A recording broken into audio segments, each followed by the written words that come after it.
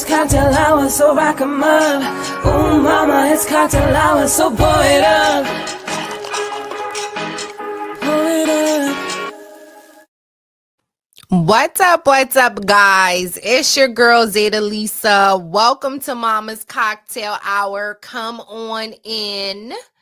Get your cannabis, get your coffee, get your vino, get whatever your poison is, and get your butt in here. You are lucky to get me 2 nights in a row. Who would have known that I would have been on my business with this live? So we have so much to talk about. Tonight, we're going to be discussing Diddy. We're going to be discussing Cardi B and Offset. Y'all have been hitting me up, asking me to do some Cardi B stuff. Y'all know how I feel about relationships, but we're going to dive into this one. And then you already know, if you are a New York fan, if you are specifically a New York Knicks fan, we have been check on your New York Knicks fans, friends, okay? We are stressed out. We are overly anxious. We on edge. We angry. And now we even more confused when it has to do with them firing Coach Tom Thibodeau. But we're going to get into that. Actually, I think we should do Tom Thibodeau some justice and start off with him, because he got nothing to do with Cardi B and Offset drama. He ain't got nothing to do with none of the freak off shit that Diddy got going on. So we're going to put some respect on this man's name, and we're going to start off with Coach Tibbs, okay?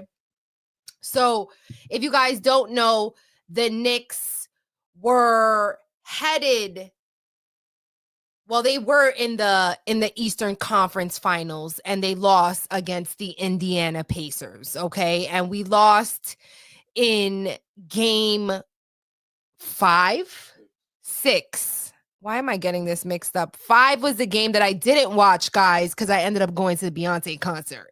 So everything was mushed in. But we lost in a game 6, and New York was devastated, okay? Now, I am a diehard Knicks fan. My husband is definitely a bandwagon Knicks fan. But hey, there's a lot of you guys out there. I think Peter Rosenberg just attested to being a bandwagon Knicks fans. It's okay. We got love for y'all too, okay? We do. I appreciate y'all to just now be on this journey with us. But in this journey, you got to understand that being a Knicks fan comes with the I don't knows, the what the fucks, the feelings of immense happiness, and then also anger, all at the same fucking time, okay? And so I think I just seen a video from J.R. Smith.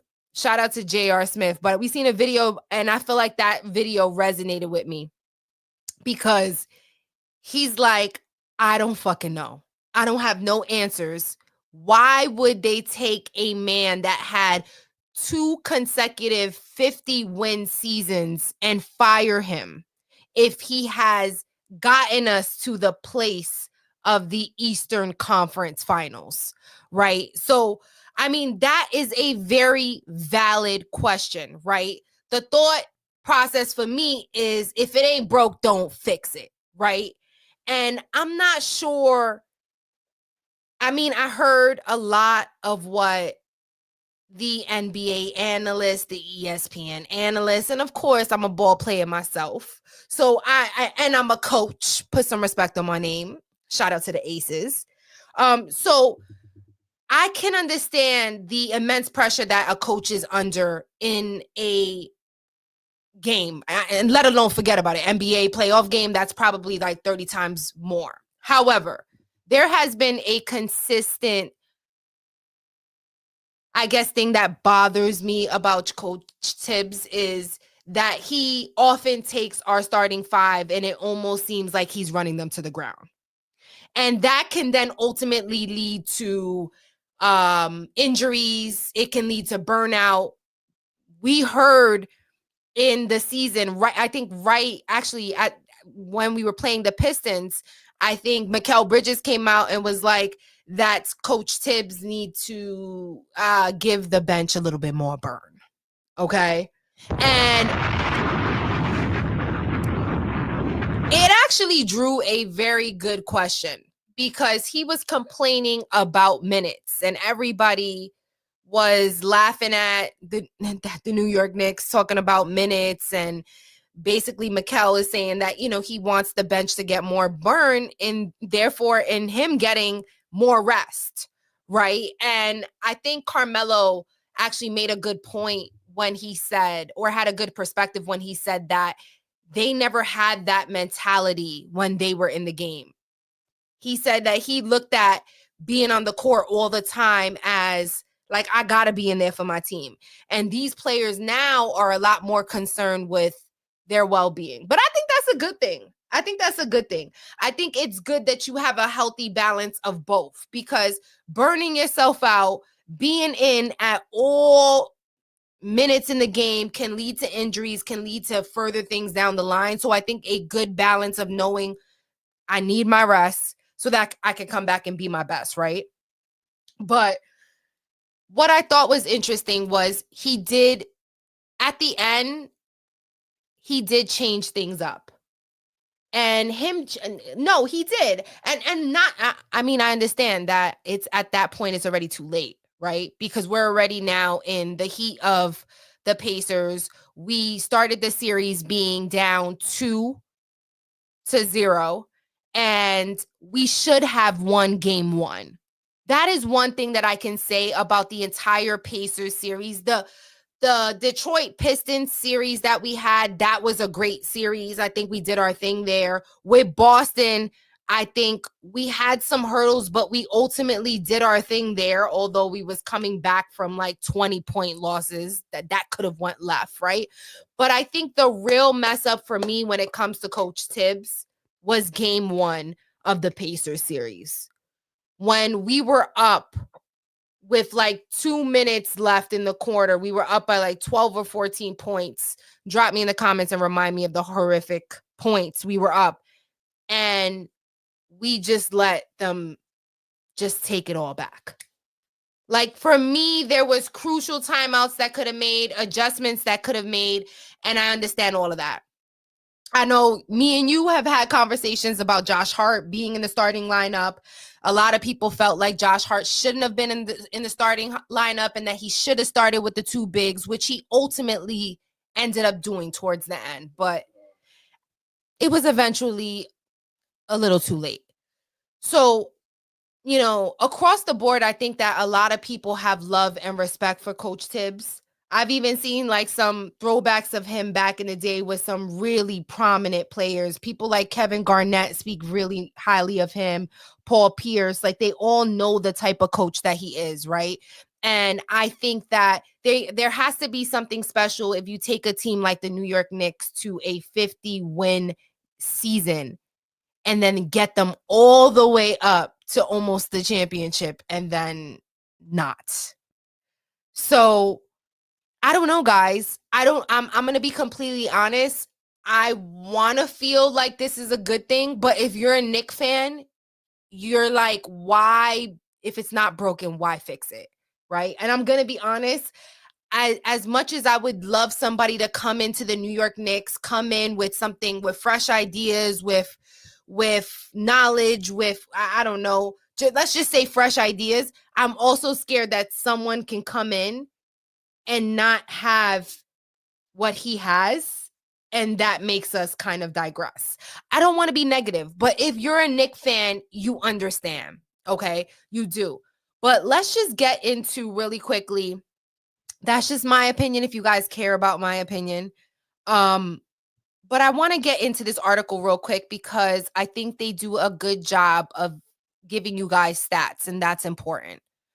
Tom Thibodeau is 67 years old, guys. Wow. I need a bomb for that. What? Tom Thibodeau is 67 years old. And this man is traveling around the United States with the New York Knicks on a jet. Do they ride in private planes, or are they going? Like, guys, drop me in the comments. Like, what are the NBA guys doing? I see them sometimes, like, like in their photos on IG, like they're walking to a jet. But I'm like, are they really on a jet, or is that just cap? I don't know. Anyways, I'm really shocked that he's 67 years old, guys. This is somebody's grandpa, bro. You just fired somebody's grandpa off after successfully getting us somewhere. All right, Tom Thibodeau, 67, went 226 minus 174 in the regular season and led the Knicks to the postseason 4 times. Under Thibodeau, New York improved every season.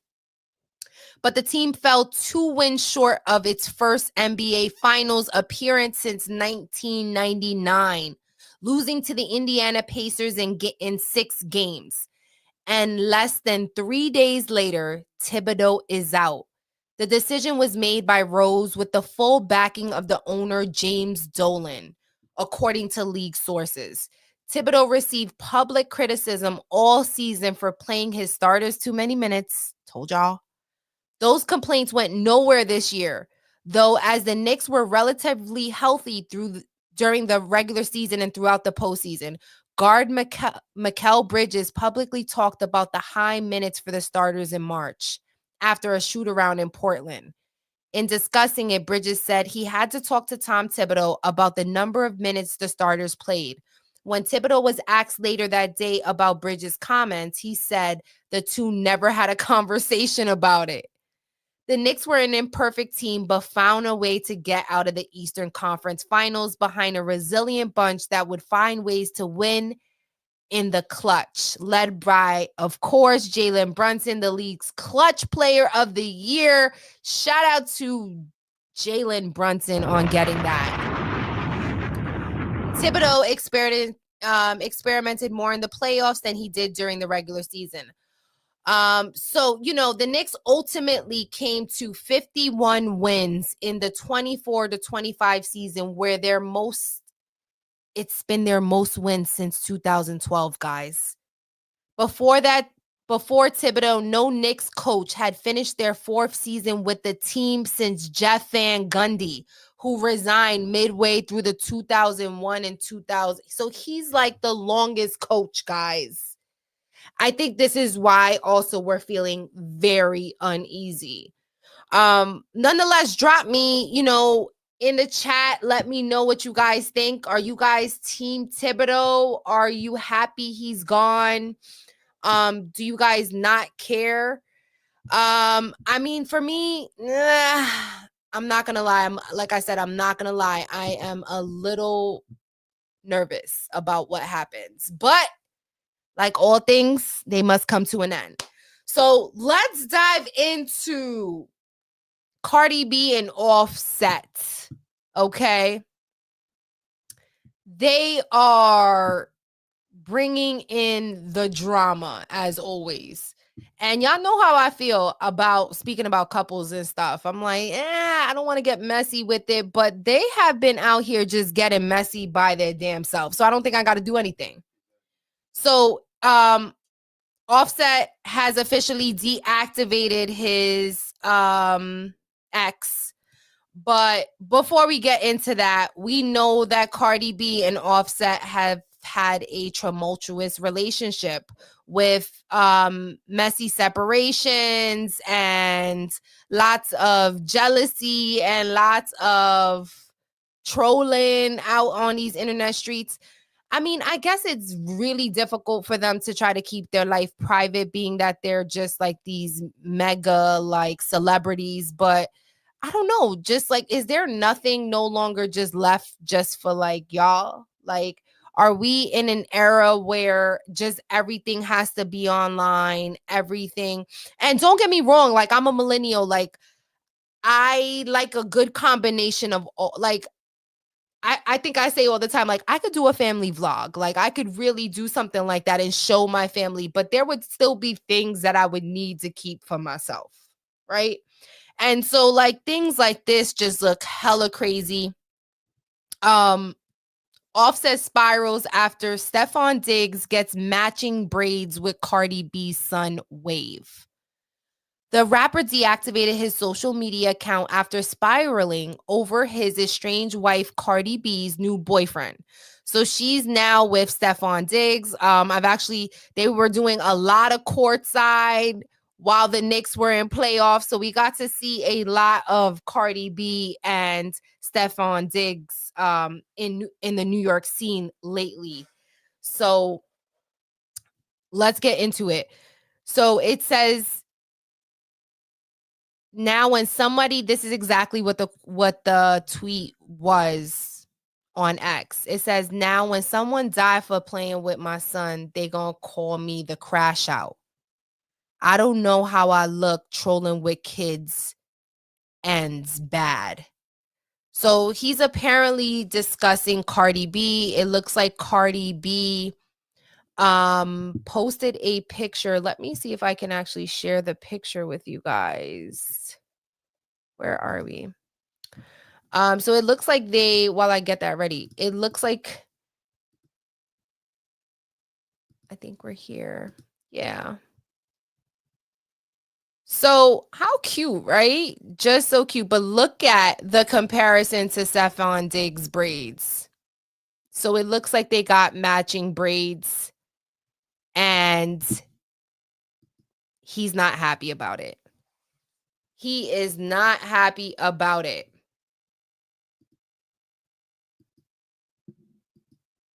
So it looks like he goes off and he makes that comment on X, and then he goes off and he deactivates his page. And so before that even happened, because like I said, there's been a saga, and I'm just picking it up here, but there was an event with Stefon Diggs on a yacht with some girls with allegedly some Tucci. And that's like that pink substance. So, I thought it was funny. Well, I don't think it was funny, but that ended up hitting social media. And then all of a sudden, Cardi B was receiving all of these flowers. And apparently these flowers were from Stefon Diggs. And then there was like an Instagram post where she was like, we're good or something like that. And I think Offset then responded with like, oh, this is a great like publicity stunt, or this was like great PR. So they are apparently going back and forth. I mean, who is Offset with now? Is he with anybody? I doubt it. He's definitely probably still mad he let Cardi B go. But Cardi B is taking it to the next level. I will agree. I think when I actually seen her twerking with Stefon Diggs, I was like, all right, I think this is a little much.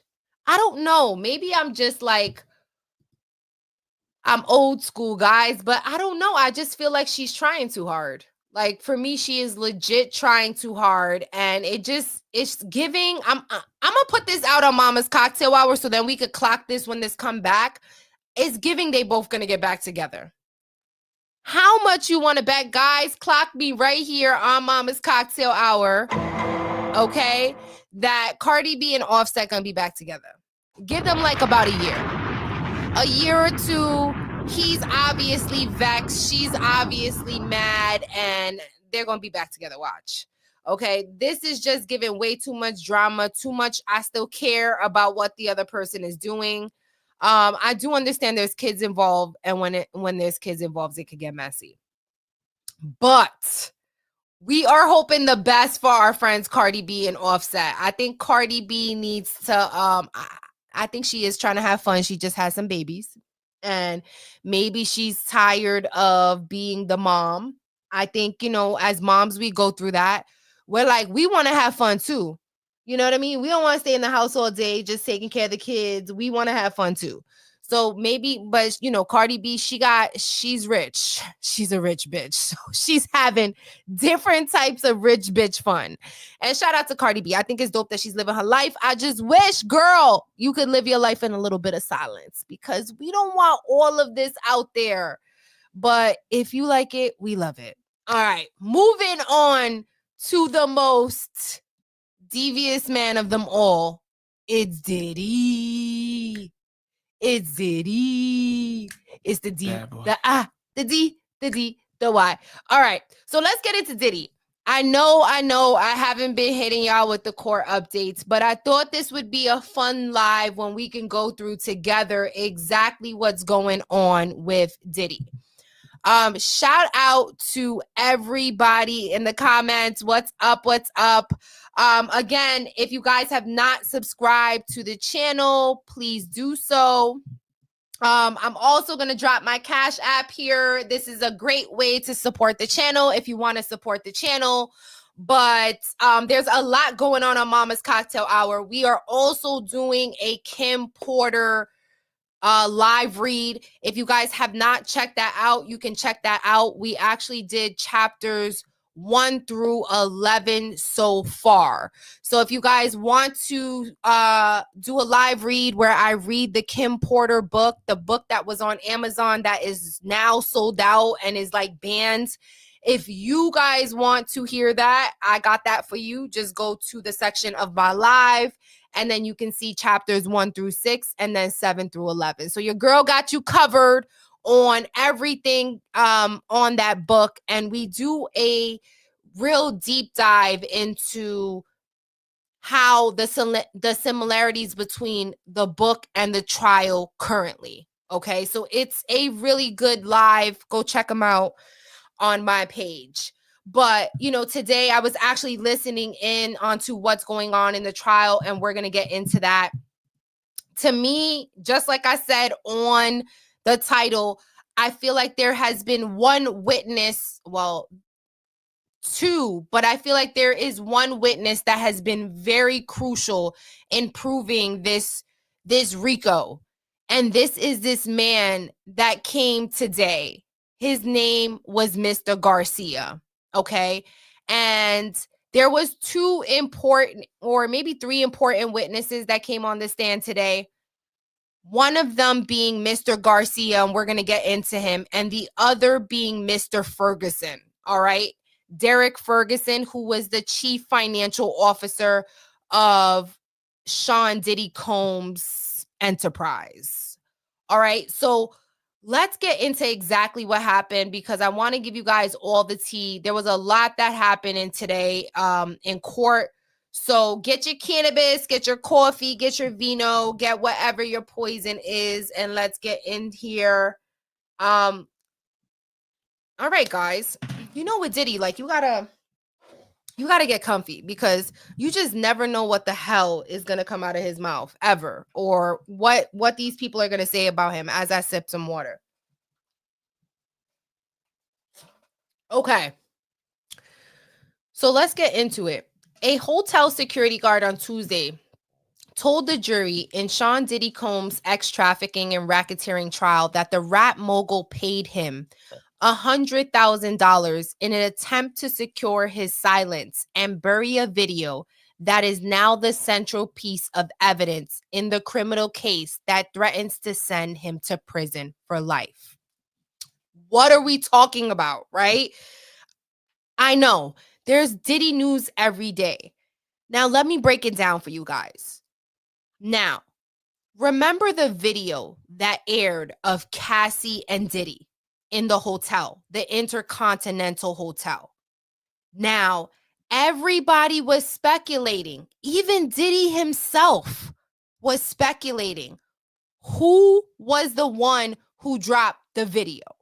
He tried in the beginning, guys. Remember, in the beginning of the trial, he was trying to get the video thrown out because he was trying to say that he felt like the video was either sped up or not authentic or someone messed with it. He was trying whatever to try to get off of that video. After he apologized when the video dropped, remember he did his apology video?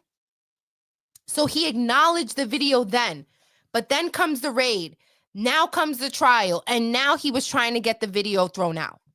Now, remember, the video aired from CNN, and nobody knew how the video got to CNN. There was lots of speculation that Cassie got the video. She's the one that dropped it. Then someone said someone else dropped it. Everybody was speculating who dropped the video. And we finally, in the trial, got the real tea on who dropped the video and what happened. Okay. So I'm going to break it down for you guys. The first witness that came up, okay, he was the first one that said that he was a security guard. He was called up when everything happened. He actually went to Diddy. He saw Cassie in the hallway. He went to Diddy. He told Diddy to give Cassie her stuff so that he can leave. Diddy tried to manipulate him, tried to do his thing. He hemmed up Diddy. He told Diddy, don't fuck with me. He hemmed him up, okay? Diddy knew he couldn't play any of his shit with him. This man was the one who made a copy of the video. He told the prosecution that he made a copy of the video, screen recorded the video, and had it on his phone because he was the first person to watch the video.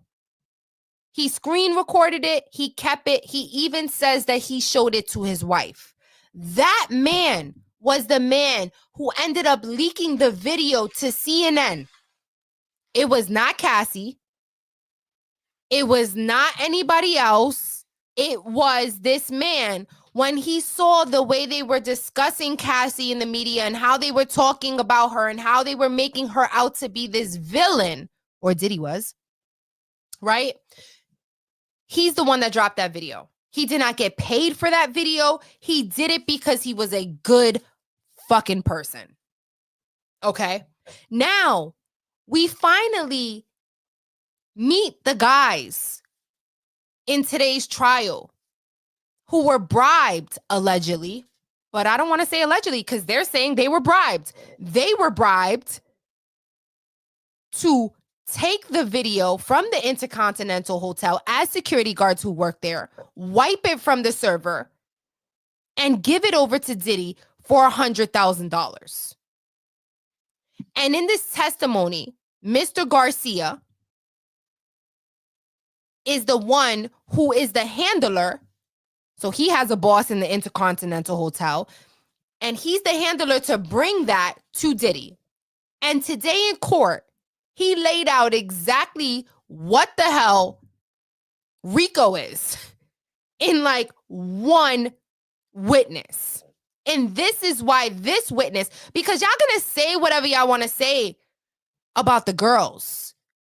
There's a lot of ignorant, misogynistic people in this world that are going to think that anytime that a girl is in a situation where she was essayed, that she wanted it or she stood and why she didn't leave. And we know that there is grown-ass men who are testing to be scared of Dizzy. We had Kid Cudi say he didn't want none of this beef. We've had grown-ass men go on the stand and say they didn't want to be there, making it clear because they didn't want no smoke with Diddy. So they don't think that a girl that's like, what, probably 140 pounds wet is not going to be scared of this man who was physically abusing her. Don't even have to let me get into that because I would just go into a rant because I feel a lot of that shit is ignorant. Like, I like to say we believe victims first here. And if you're not that type of person on my channel, then you already know what you could do. But let's get into the facts, okay?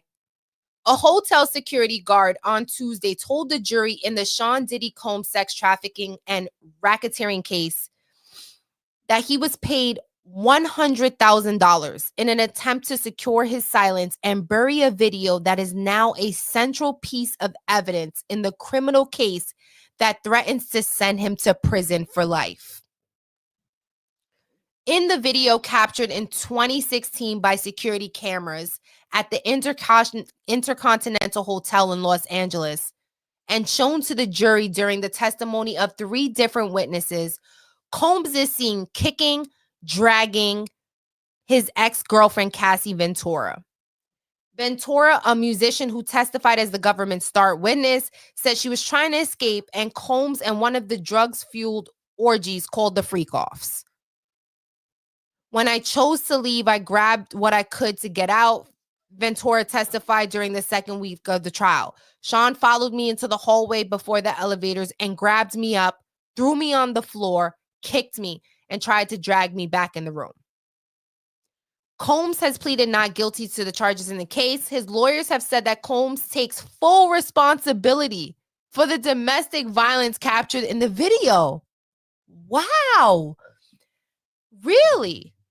I didn't even know that that was said, guys. That's like really key. So he takes full responsibility, but they still had Cassie on cross saying derogatory things to her or making her feel as if she deserved that because she wrote text messages that said like she liked the freak offs. And it's crazy to me because I'm pretty sure there's a lot of things that she said that she didn't want to say, but she knew he wanted to hear. All right, let's get into hotel security guard Eddie Garcia. This is the guy that I was talking about, guys, that I feel like just aired the entire shit. He just laid it on the table. And you can't sit there and talk about that he's a hoe, that he wanted it for money, that he was trying to extort Diddy. You can't say any of this. This was a hard-working man who was making $10 an hour working security. He was scared as shit to even do this. He's never done this in his life. And I think he is a very crucial witness in this case, okay? Hotel security guard Eddie Garcia testified Tuesday that Combs frantically worked to make sure the CCTV video never saw the light of day, paying $100,000 to obtain what Combs thought was the only copy of the recording. And he was wrong because God always prevails. And the first security guard already copied the shit on his phone and had a screen recording of it that he kept. But Diddy thought he had the only recording. He was concerned that the video would get out and it would ruin his career, Garcia testified.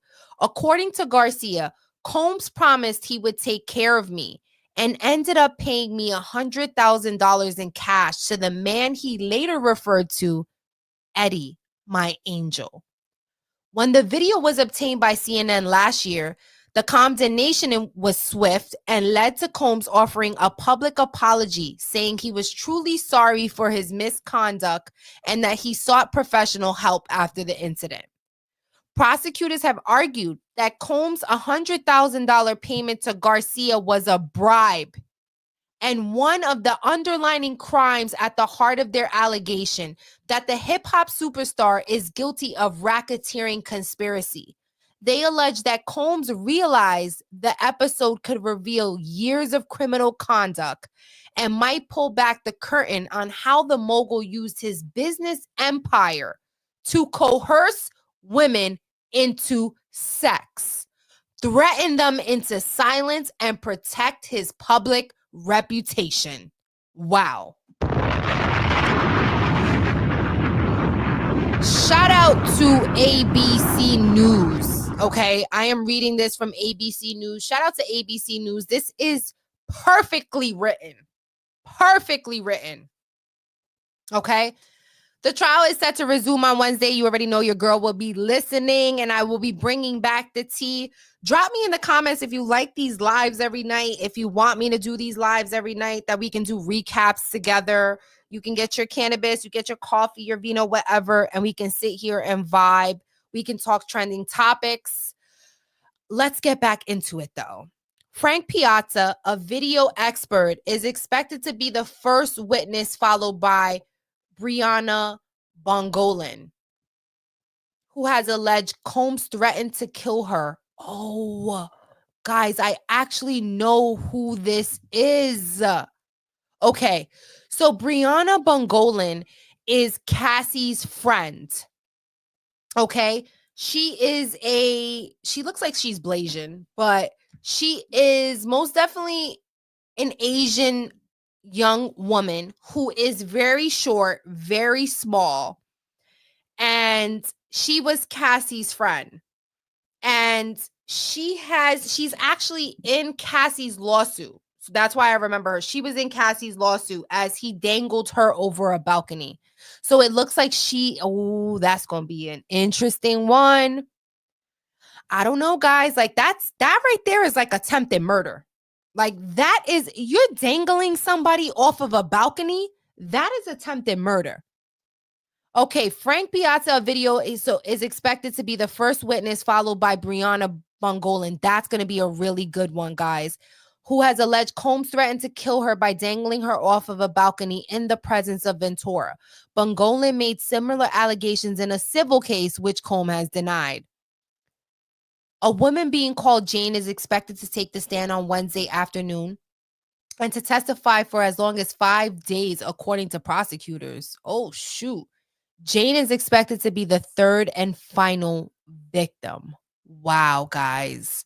So we have Cassie, we have Mia, and now we're going to have Jane. Okay. I heard through the grapevine, and I'm not sure. I thought that Gina Hahn was going to be a witness, but they said that Gina wasn't coming because Diddy probably allegedly hit her out in an island somewhere with some far away, so she can't come. And he's definitely probably paying her money to stay away. Who knows? But the Gina stuff is crazy. Gina came out a long time ago to discuss how Diddy was stomped allegedly babies out you know where. Okay? Yes, watch that. It's on YouTube. Tasha K did a great video. Shout out to Tasha K. She was the first. You know what? I have to say that about Tasha K. I do. A lot of people got a lot to say about Tasha K. They say she's a cloud chaser. She likes any of those things. But I will say this about Tasha K. Been watching her a really long time, and I've seen her growth. She is real. And when she does her research, she's a great journalist. She does all the background, and she knew what Gina was saying was real. And that's why she put it on her platform. So that was years ago where Gina spoke about her domestic violence on Tasha K. So I know that Gina was hurt because she detailed it there. And the fact that she's not showing up is very telling. Okay. So that's what's to come in today. They also interviewed the CFO, the chief financial officer for Bad Boy Entertainment. Okay. So we're going to get into him. So it looks like the jury sees alleged paper trail of 2011 extortion payment. Now, I'm going to explain what the extortion payment was and why this was also a crucial part of evidence. Okay. When Cassie's mother, Regina Ventura, testified in the case for the prosecution earlier this month, she testified that she received an email from her daughter, Cassie, and Capricorn Clark, with the fact that if she didn't give $30,000,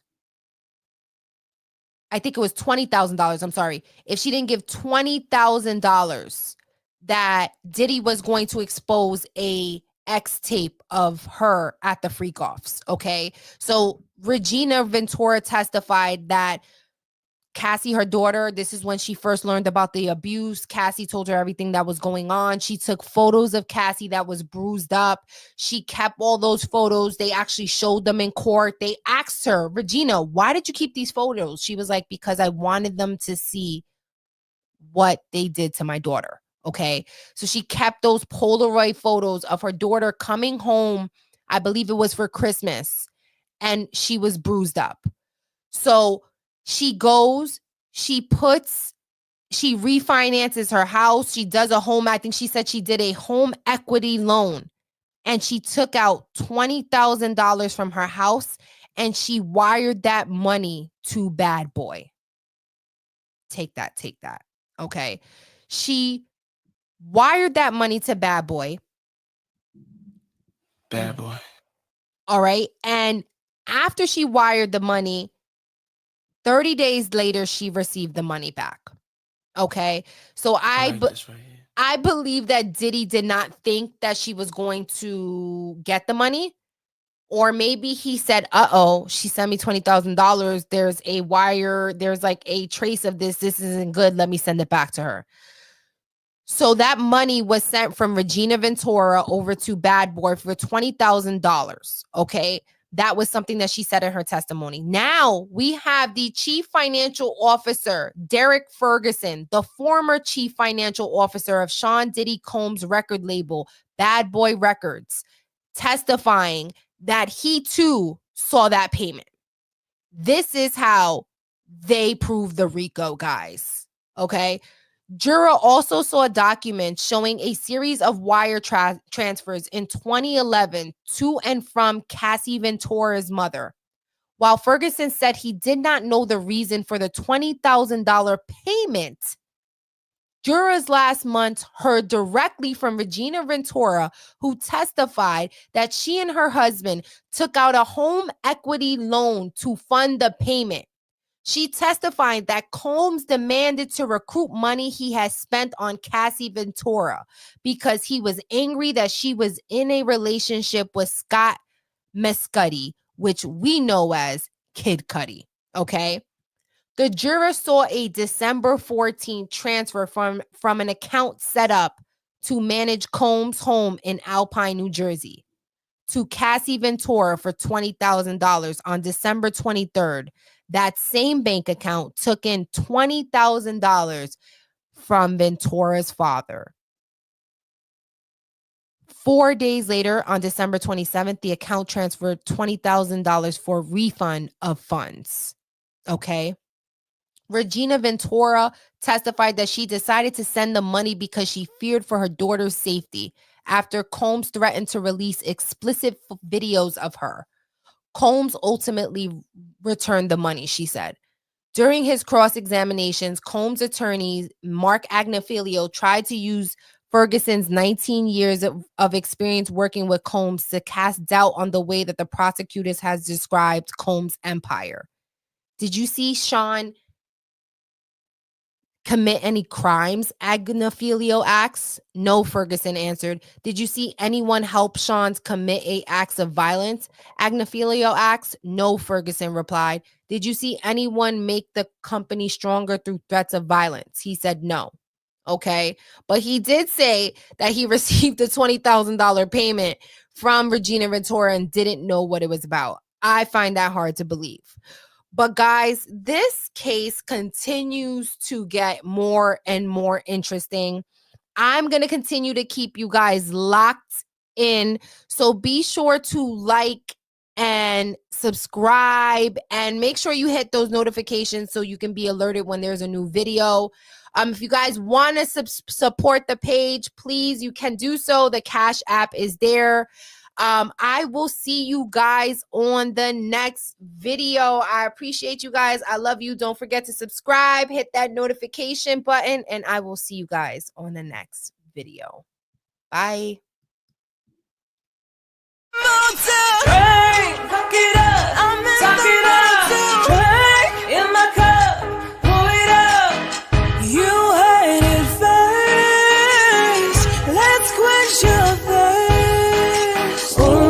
It's cocktail hour, so rack 'em up. Ooh, mama, it's cocktail hour, so pour it up.